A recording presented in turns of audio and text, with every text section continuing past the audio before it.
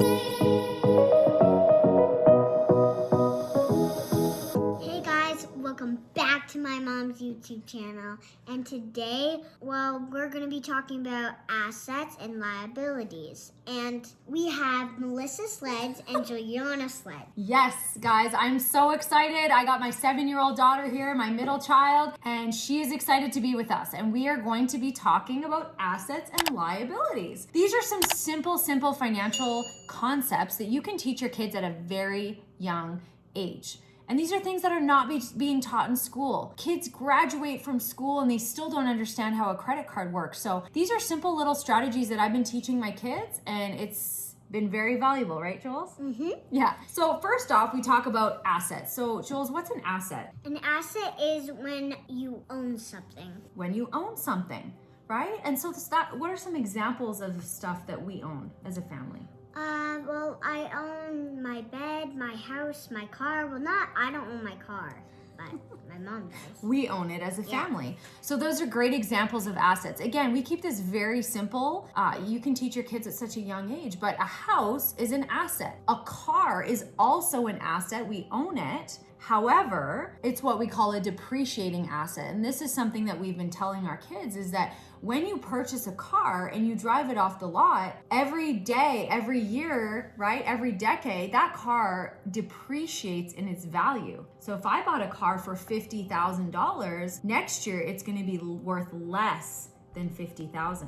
Does that make sense? Mm-hmm. But an appreciating asset would be something like a home, and we would hope that our house would go up in value over time. Mm-hmm. So what's a liability? A liability is when you owe something. When you owe something. Yeah. So what's an example of maybe something that someone could owe? A credit card? A credit card. Yeah. How do you know about credit cards?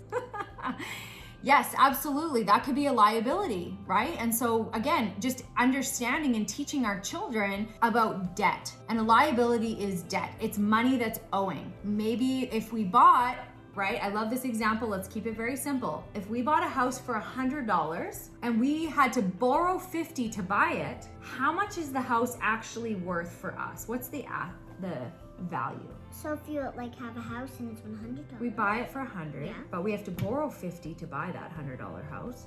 How much is it actually worth for us?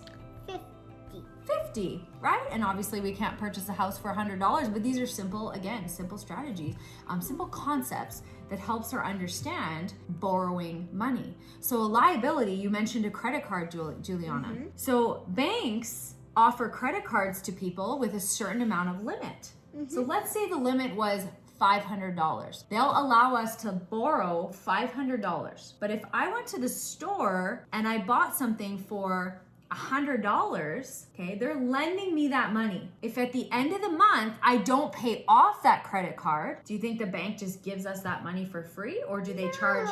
They charge an interest rate. Yeah. So they're charging us to borrow that money at a very high interest rate. So is it important, do you think, to pay off our credit card every single month? Yes. Yes. So important. It's very important to not carry a balance on our credit cards. Otherwise, we owe that money and it continues to grow over time. That's called compound interest. So these are some simple strategies that I love teaching our kids, you guys. Assets, liabilities, and then you can kind of get into credit card debt and understanding that we want to make sure to pay that off, but it's okay to have credit cards to build up our credit, right? Okay, what do you want to tell everybody? Stay safe. Like and subscribe.